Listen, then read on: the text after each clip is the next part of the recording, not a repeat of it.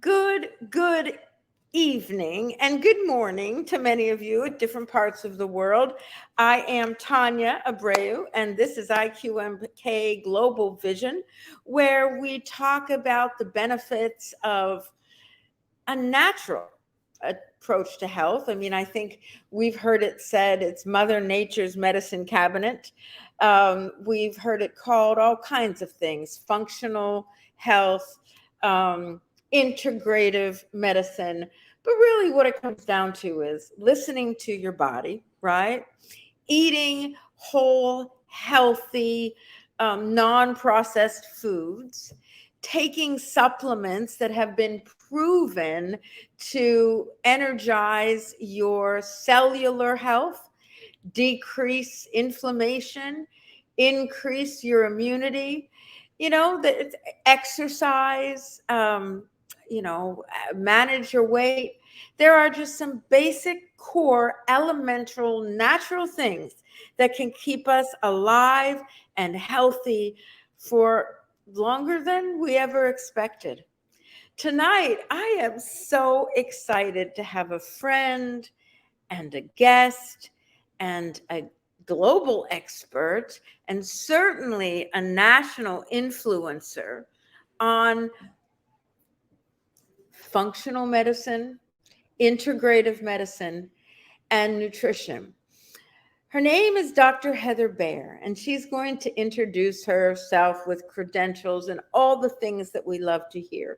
But I will tell you this: Dr. Behr walks her talk. She allows herself to be vulnerable. She allows herself to not know things. And at the same time, she graces us with an immense wisdom, immense strength, and a real power as a healer, scientist, and researcher. So without further ado, Dr. Heather Behr, welcome to IQMK Global. And I do have to remind all the people that were in our US meeting in Orlando that you were with us virtually for that meeting. So welcome back to a very large audience of people who believe in MusNatural, the Muscadine grape approach to health, as well as just a natural approach to anti-aging and better health and living. So welcome, welcome, welcome, Dr. Heather. Thank you so much. What an amazing intro Ah, for you deserve for every me. minute of it. So tell us how you got here. Tell us how you got to be this expert. Tell us what CNS is. Tell us why we call you a doctor. Tell us all those things. Amazing. Yeah. So, man, quite a journey. So I started thinking that I wanted to be an MD. I wanted to be an MD, went through all of that wonderful education and training and realized that there wasn't a lot of talk about keeping people from getting sick. And I started to ask questions, and I really wanted to know, what's that functional pathway that I can go down and I can take. I'd love to be able to, work towards a preventative course of action for people and kind of keep them from getting to that period of needing pharmaceuticals and medicine and things like that. So I found my path going through integrative medicine and ended up getting a PhD in integrative medicine. And from there, kind of specialized in functional nutrition and was able to then get my CNS, which is a certified nutrition specialist. This is a credentialing that's available to people with advanced degrees. So it's kind of like an RD. It's just a different pathway because you have to have, you can only have the advanced degrees. RDs, I think, are starting to get to that. I believe sometime soon in the near future, RDs are going to have a master's or higher. But as of right now, this is that course that I took, and I didn't do an RD degree in my undergraduate. So this Mhm. was kind of the way that I ended up the way that I ended up going, and it's been great because it kind of encompasses the idea of lifestyle, right? Like food is one thing, food is one really important thing, but just as you mentioned, there's so many other ways to be able to keep us healthy and living that life that's going to allow us to be mobile and happy and give us that high quality of life that we want long into the ages. Well, let me just stop you right there and put you on the spot. Dr. Heather, I have exactly 5 minutes to pay attention to my longevity. Mm-hmm. What 3 things would you tell me to do or not do starting right now? So the first and most important thing is going to be to move. We are a sedentary world, and many of us spend way too much time sitting. I mean, even the healthiest of us spend way too much sitting, and so it takes a lot of awareness. It takes a lot of intention to actually get up and mindfully move throughout the day, so that we're not sitting for prolonged periods of time. Research shows that even people that go out of their way to spend an hour or an hour and a half working out every single day, if those same people aren't being active throughout their day and breaking up their sedentary behavior with, like, 5-minute walk or a 5-minute stretch, they Wait still a have the second. same. This is Yeah. this is crazy. So all that working out at the gym, an hour here, an hour there, and you go back to a lifestyle where you're sitting at a desk or you're sitting at your table or you're laying on your couch, it kind Yeah. of just Same result, cancels same each other's same out. similar. So basically, I think the last study that I looked at, it was, if you're not exercising at all, it was like a 65% increased risk of diabetes, right? If you're exercising at the gym, it was like a 62%, right? So it only buffered it by about 3%, which was really kind of crazy. The people that though were able to get up and move regularly, and it's not a lot. I mean, it's like, setting an alarm on your phone and getting up and going to get a glass of water, going, ideally even better, going and walking up a flight of stairs or taking the dog for a walk for 5-10 minutes. Being able Mhm. to break your day up with multiple sessions of that movement is going to be so much more protective in the long run. If you can only do one or two things, right? The gym is so important, and being able to move and all of that is really important. But if you're not doing that at all, at least you can do that, and you can know that you're giving yourself a really, you're doing such a huge benefit to yourself by, like, taking down that risk factor by a significant number, 10, 15, 20%. That's amazing. So I just want to underscore that to people who are watching and listening, Mhm. that going to the gym is great. I mean, I love to do that. But I also know that, to sit for 2 hours makes my circulation sluggish, makes my brain sluggish. And so Right. I really get up and, it is a blessing. But I remember, when I worked in an office, you would get up and take steps. I would make sure I did the office rounds, or, I'm in Florida and there's pretty areas to walk in most office complexes. But here at home, I'll go put a load of laundry in. I will take the dogs for the walk. I will water the plants. And I try to do something like every 90 minutes or so, not because I thought about it this way as fitness, but just that it prevents me from being tired. Yeah, definitely. And that's a great way to be able to wake up. I mean, people that are feeling a little bit sluggish and tired, we all hit that, like, 3 o'clock kind of slump, right? It's Mhm. not, a lot of times it's not anything more than just our circadian rhythm. We just start to kind of slow down. And so a Mhm. quick zip around the block, or even, even some jumping jacks in the living room or Mhm. in the office, really Yeah. can kind of reset that, that system, so that you have that natural energy again, without the Okay. coffee or without the And supplement. natural energy is really important. We're going to talk about inflammation and Yeah. energy in a bit, but let's move on to number two, number two, number two. Yeah, number 2 is gonna be plants. So eating more plants. You don't have to necessarily go plant-based or vegan, but, eating more plants whenever possible, trying to include those colorful varieties whenever possible, adding a salad, adding a soup to what you're already eating, adding healthy berries, adding grapes, all of these different things are gonna be so healthful for you, as far as energy and getting those nutrients and those vitamins and, anti-cancer and, Oops, you froze.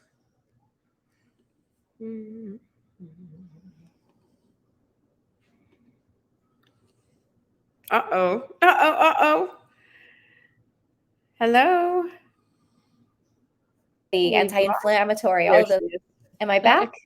Yes, you're back. Yay. Sorry about that. Oh, man. Okay.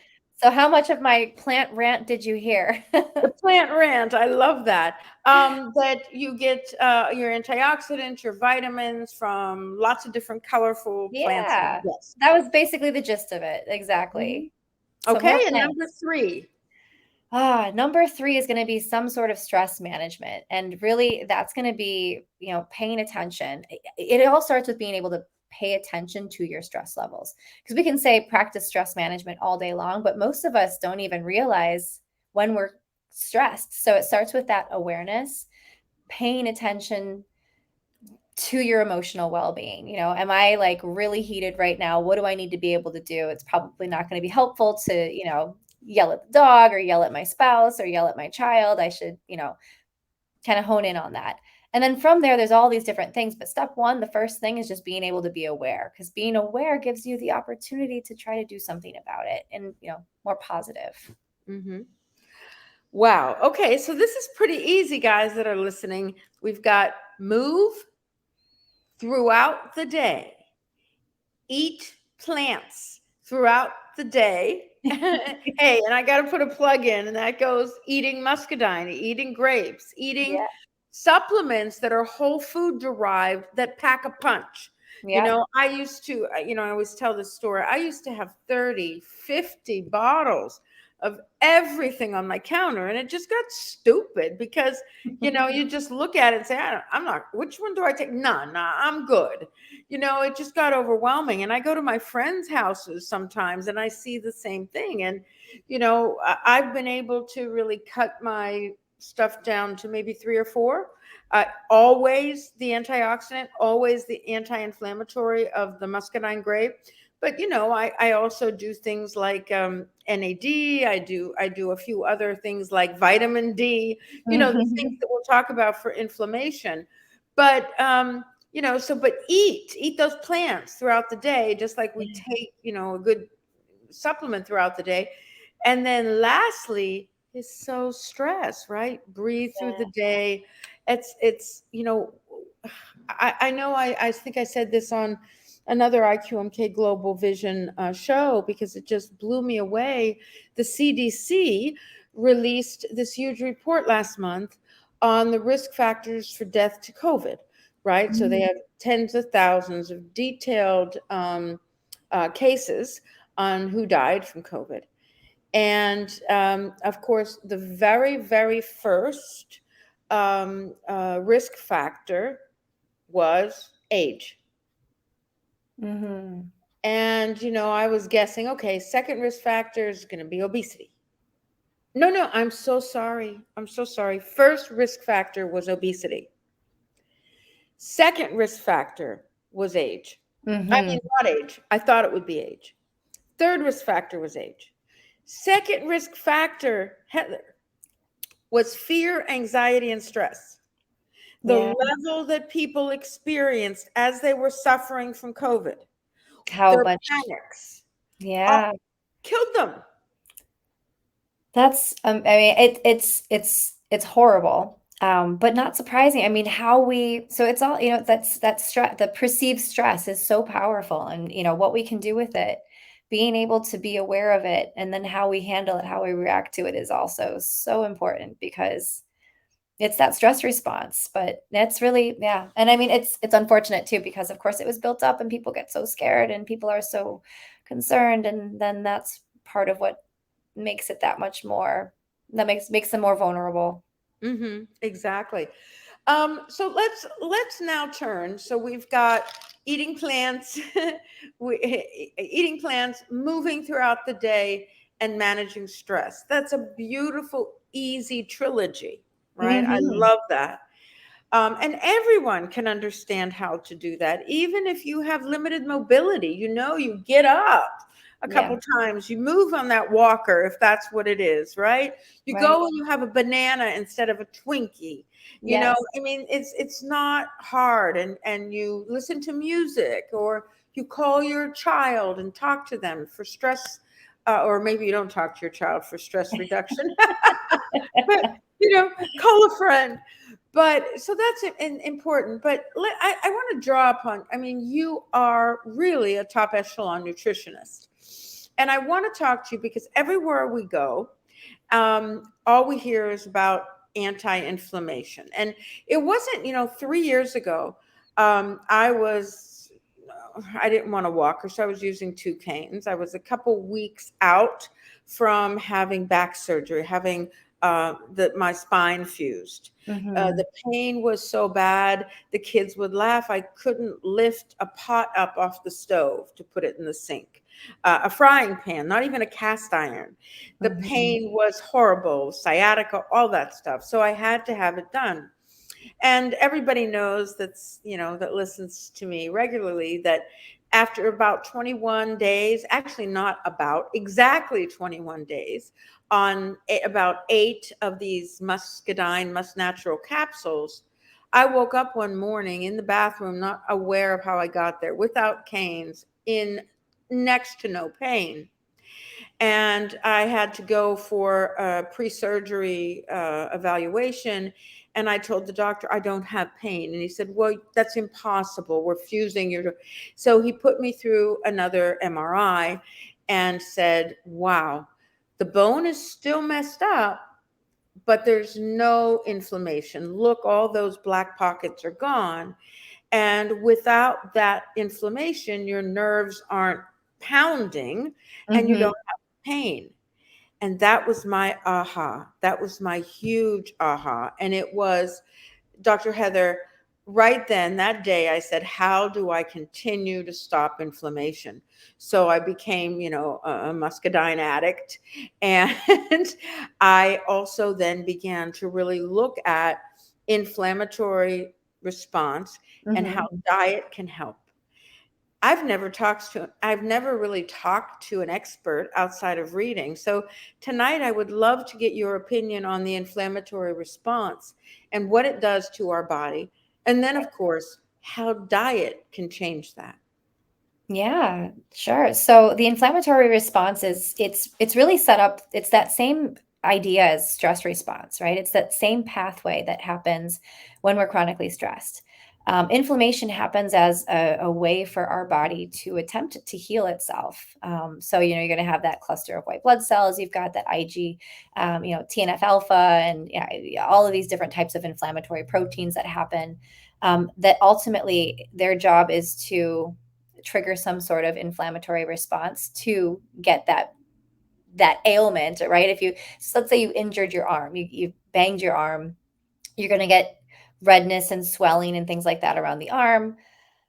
Eventually it's going to go away because it's going to heal whatever that messed up tissue is, right? And then ideally it's going to go away. But systemic inflammation, basically it's happening all the time. So it's not happening because something got injured. It's happening just because something is off in our system, right? Or in your case, your back, right? Your spinal cord was messed up, and there wasn't really a resolution for it because the vertebrae weren't going to be necessarily able to be healed. It wasn't like, somebody banged your back and it's sore and it's got a bruise on it. So what happens is you end up with this inflammatory process that causes, intense pain and swelling, and it just doesn't necessarily go away. In fact, it triggers other inflammatory responses to kind of continue going on in the rest of your body. So it kind of triggers this cascade of reactions.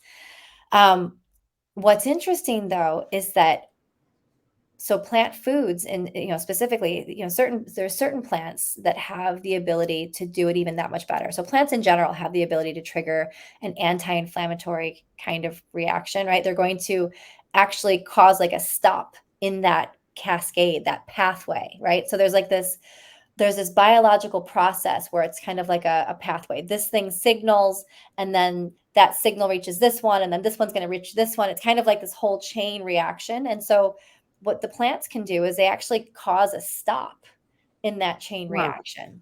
So the more plants you have, right, the more you put in your system, the more of that stopping power you have to stop that inflammatory response. And okay, why plants? I mean, I know that sounds stupid, but I'm sitting here thinking, well, why Yeah. not Well, chicken? so Why plants, not? yeah, well, that's where our medicine comes from, right? That's where all of our medicine comes from. So, I mean, it's it's like the natural form of all of the different medicines that we already take, right? All of the, most of the medicine that we have today, it comes from some sort of natural.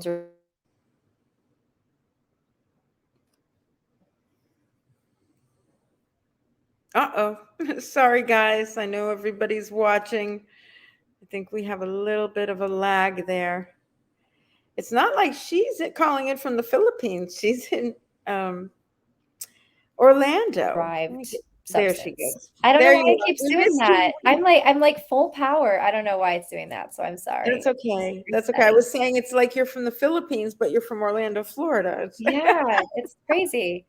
All right, but Um, please repeat that because I didn't hear it. So all of our medicine comes from plants, and we've been talking yeah, our about medicine that. base, most of it comes from plants. Some of it is synthetically derived, but it's a Mhm. synthetic copy of a plant, basically.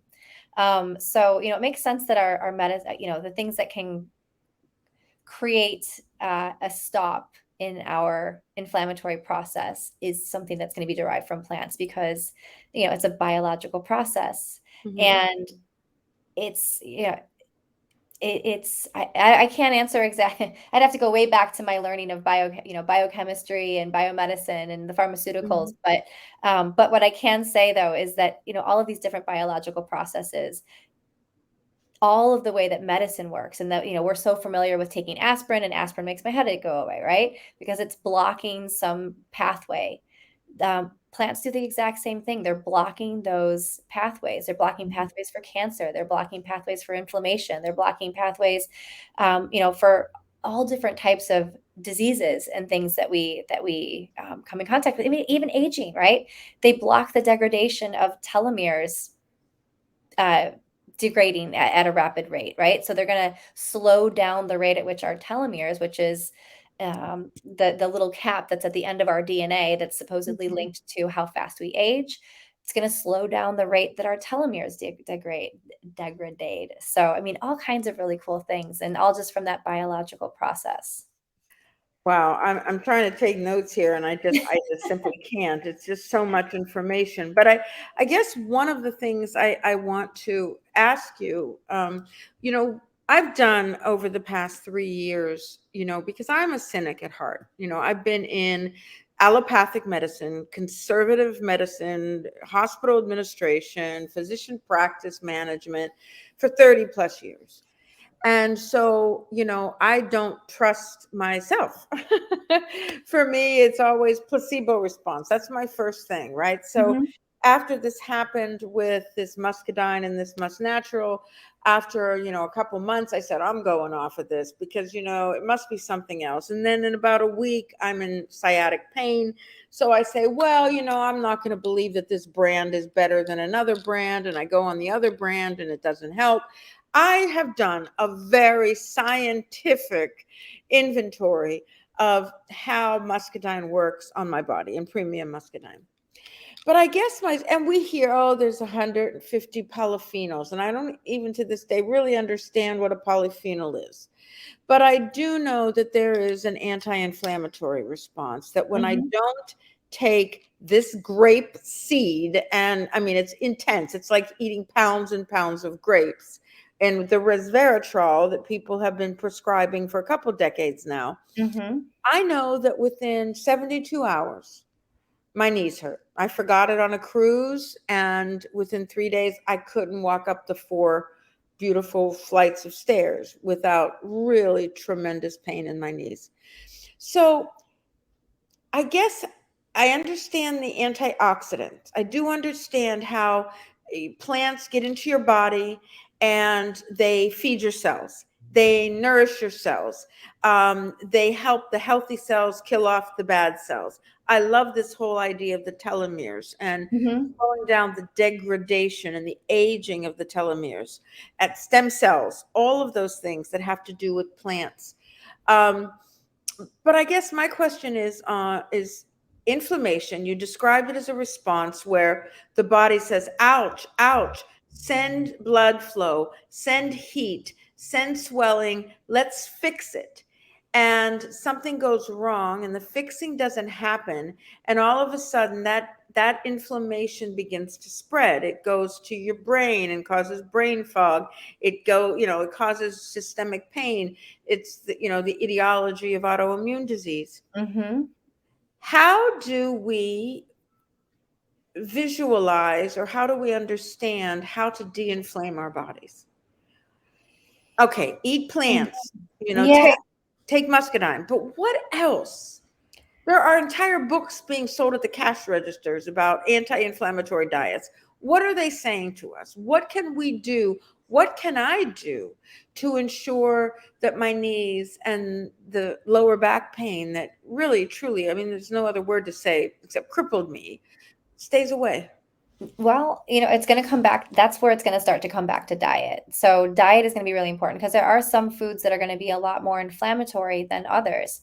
So, talking about eating plants are going to have those anti-inflammatory properties. A lot of the other foods, sugar, so processed foods, sugar-based foods, oils, things like that are going to have inflammatory properties. And oil in general is one of those things. So, a lot of the foods that we eat in the United States, in other parts of the world, I mean, everywhere, fried food is starting to be a staple. I had written a paper not too long ago, and I can't remember how much of it, but I mean, at least 7 servings of fried foods a week is what the average person in the world is eating. And fried food is bad on a few different levels. One in which is the idea of omega-3 and omega-6 fatty acids. So many people aren't aware of this. It's like, oh, don't eat oil because it's going to make you gain weight or this or that. Well, no, all of the oils that we fry foods in are going to be high in omega-6 fatty acids, all of them. And our body needs omega-6 and omega-3, but omega-6 is it's an inflammatory fatty acid. Omega-3, where you're going to get, it's where you're going to get from your fish oils, your flax oils. Those are going to be your anti-inflammatory types of fats. And in general, we get far fewer of those. And so when we eat that standard diet, we're going to be skewing that ratio of omega-3 to omega-6 into a very inflammatory type of pathway. And so the foods that we're eating are going to be, it's kind of like undoing what we're trying to do. So, if we're eating the plants, but then we're also eating a lot more fried foods and we're eating a lot of sugar and things like that, you're going to kind of be, it's basically like piling things on both sides of a scale, right? Like which one's going to have more? Which way are we going to tip? Are we going to tip towards inflammatory? Or are we going to tip towards anti-inflammatory? And the more inflammatory things you put in your body, the more supplements and things like that you're going to need, because now you got to counter it that much more, because now you've got a bad diet on top of all Well, of that. what are the omega-3 oils you said? So in general, so we talk about fish oil and things like that, right? We know that fish oil is going to be healthy for us, but so many people don't understand why. Well, omega-3 and omega-6, those are essential fatty acids that we have to get in our diet. Our body needs it. Our body is required to have that on a daily basis. But we can't make it by ourselves, which is why it's required. But it's a 3-to-1 ratio. So we need 3 parts, basically, omega-3, only 1 part omega-6. So it's really easy to skew that ratio. We only need a little bit of omega-6, but we need a lot more omega-3. And most of us aren't eating, lots of flax oil and lots of fish oil and, I don't even know what flax oil is. Can you buy it in the grocery store? You can. It's not very tasty. It's better to get it in flax seeds. I made the mistake of buying it once for my salad dressings, and it's because it's an omega-3. It's very fishy tasting. So I put it all over my salad, and my salad just tasted like fish. No. That's the thing. Healthy has to be delicious. It has to be good. Yeah. So I don't recommend putting flax oil on your salad. But flax seeds, so ground flax seeds are great. And that's a great way to get some extra omega-3s. Wow. Okay. So, all right. Now this is, I've got to keep asking, what else beside food contributes to inflammation in our body? So lack of movement. So exercise is going to be anti-inflammatory. So being able to move, being able to exercise, that's going to create an anti-inflammatory response in our body as well. How does that work? The biochemical pathway, Don't know that I could describe it perfectly at this point, but basically, the more movement we have, the better everything is kind of functioning. Hmm. Um, so, and it's going to be, it's almost like as we exercise, we're releasing different types of endorphins and different types of things that are going to make us that much healthier, that much better. So it's almost like it's the exercise releases these factors from our Hmm. body that are going to be promoting anti-inflammation. What if I were to ask you, you're vibrant. I know you're a young mother. I know you're a researcher. I know you've worked to establish huge corporations, Noom for one. You helped with designing the research around their diet protocols. I know you're with Waliba, an amazing corporation right now for corporate wellness. You're in the trenches every day with research and designing impactful programs for millions of people. And yet you're a wife and a mother and a Mhm. woman and living in this pandemic world. What keeps you vital and what trips you up? Hmm. Oh, well, that's a great question. Certainly. So I think my own work is what trips me up, to be very honest. It really does. I get very passionate about what I'm doing, and I'm the first to put away everything that I care about to kind of finish what I'm trying to do for the greater good. And it takes it's that whole going back to that whole idea of you can't pour from an empty cup, and trying to remember that I've got to take care of myself if I want to be able to really do anything positive for myself, my family, others, and my work. So that trips me up a lot. And so what helps me kind of stay on track is really, being able to listen to the people around me and being able to take the time um, to listen to my needs, right? It's like, I awareness is one of those things that's really hard to cultivate. It takes a lot of intention to be able to pay attention to what's going on in your own body, to listen and say, you know what, I need to get up and walk. You know what, I need to take a break. I need to put the computer down. I should listen to my daughter who's been trying to tell me a story about school for the last 5 minutes while I've been typing away. It's being able to be present and in that moment, but it takes a lot of intention to do so. And how, in your estimation, your PhD integrated medicine, how does being present physically help you? It's that idea of mindfulness. And that's, being present is that first step in being able to cultivate mindfulness. Hmm. Mindfulness is where you start to tap into all kinds of different things, the different consciousness. And that really helps you tap into knowing what's going on with your body, right? It's the difference between having to learn that these cookies aren't great for me and understanding these cookies make me feel bad. That's an age old question. Okay, that is like a real age old question because, as somebody that's sitting here who was 340 pounds 28 years ago, Mhm. and who could sit and eat an entire bag of potato chips and a whole thing of dip, knowing full well that I was killing myself, I was harming myself emotionally and physically, being a very bright, I mean, I was PhD, all that stuff, right? Somehow something took over my physical body, Mhm. causing me damage. And to this day, I know that every natural being, aspires to physical health and harmony. What is it about being human beings that messes that up? Yeah, it's such an interesting question. It's like we're programmed to like self-destruct, right? That's like the auto programming. Hmm. And you really have to be intentional about getting out of that to thrive. It's like, if you just kind of go with the flow is going to take you into that self-destruct. And you have to be conscientious. It's so strange. It really is. And I mean, we see it at such an early age, even in children, right? It's it's one of those things that I don't know the answer. I'm not sure why it is, but certainly I Yeah. understand that you have to be aware of it And that's what kind of pulls you and sets you. And I would imagine that that's probably a story that you can share, right? It's, coming to that realization, that higher consciousness of, I want something more, I want something better, I'm going to do something different. And you learn to feel what better feels like, right? Mm-hmm.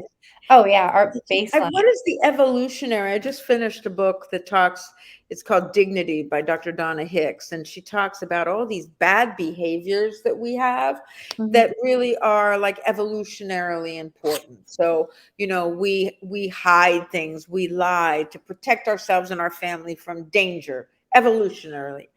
But smoking cigarettes, knowing they kill you, doing all these things, refusing to eat right.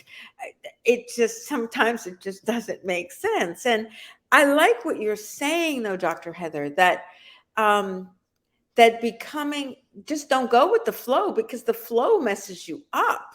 Mm-hmm. This idea that like your body just knows best, you have to stop it, you have to check in on it. Right. Yeah, that's powerful. Now, I know that we have a way to get in touch with you, because I know there are lots of people. Talk a little bit about, I know you're busy, but I also know you love your private practice. Um, what what is it? What do you do, and how do Yeah. we access you? Yeah, so I've got a virtual practice where I'm able to see, pretty much anybody through my telehealth platform.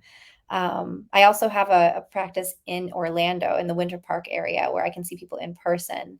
And yeah, that's my Gmail. So drheatherbehr@gmail.com. I have you can also look at my website. It's drheatherbehr.square.site. And I do functional nutrition. So a little bit of everything. The majority of people that I see, it's functional nutrition. It's people that they've gone through all different types of things and they can't figure out what's going on. I can't lose weight, or I've got some sort of autoimmune disease. But my passion really is more of the mind body medicine. I love being able to do retreats and workshops Mm. and, teach people mind body skills and teach resiliency and teach stress, mindfulness based stress reduction therapy to help people build that awareness and be able to tap into their bodies and understand the difference between I shouldn't eat this cookie and no, this cookie makes me feel bad, right? I mean, that being able to kind of understand that connection and kind of Mhm. find that higher sense of purpose and higher sense of calling in life, that's my passion. I really love being able to do that, and so I offer those as workshops and events throughout the year. That's powerful. So I put up drheatherbehr.square.site. Is that correct? Yep, that's right. So that's where we can go to learn a little bit more.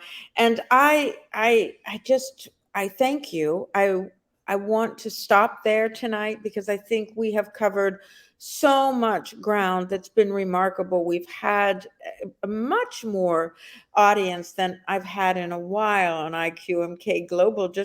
It's just because the topic is so important. Right. We know as a company that the product that we all love and represent and promote and share is powerful for three reasons, right? It helps circulation. We know resveratrol, we know it's science. We know the science of anti-inflammation and how that helps with pain and helps with everything from diabetes to autoimmune. And then of course we also know cellular nutrition and how plants like the muscadine grape really has antioxidant power beyond anything else.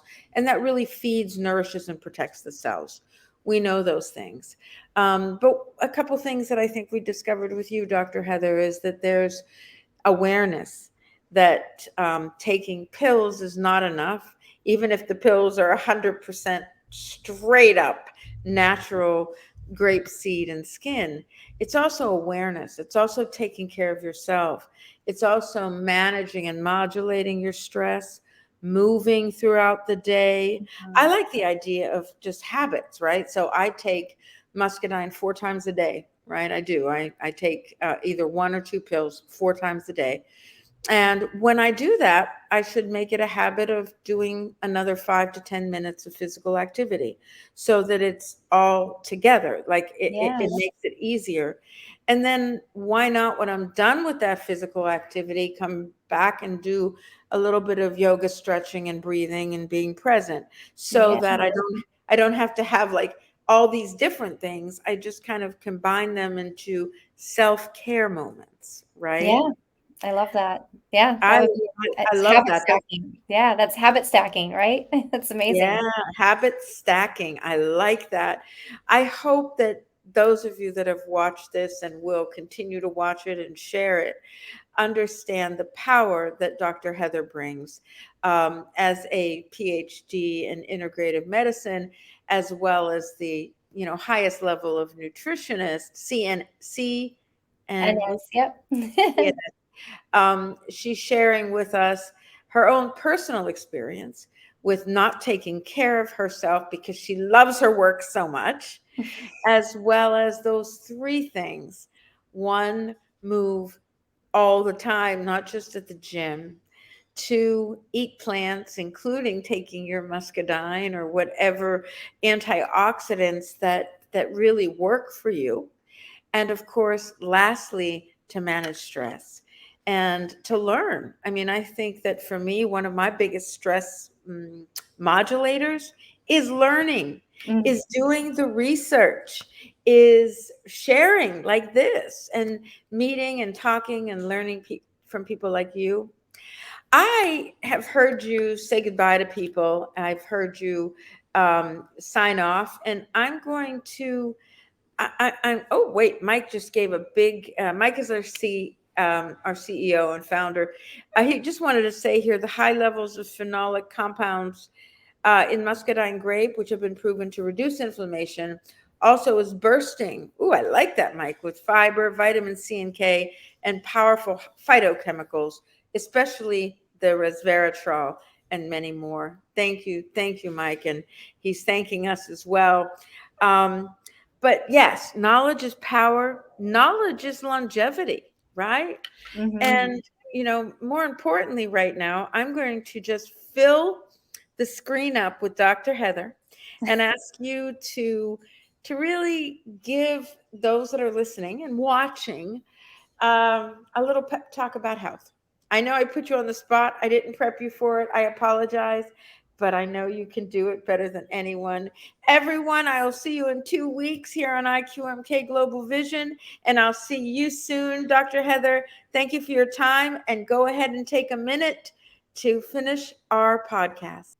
Amazing. All right. Well, thank you so much for chatting with me. And Tanya, I really appreciate it. I hope you learned, just a couple little things, tips and tricks to be able to do something positive for yourself. One of the most important things is really just cultivating that sense of awareness, doing something kind for yourself. If you wouldn't, if you give that time to somebody else, why not give it to yourself? So take some time, stress management, eat some plants, and move. Thank you so much. Bye.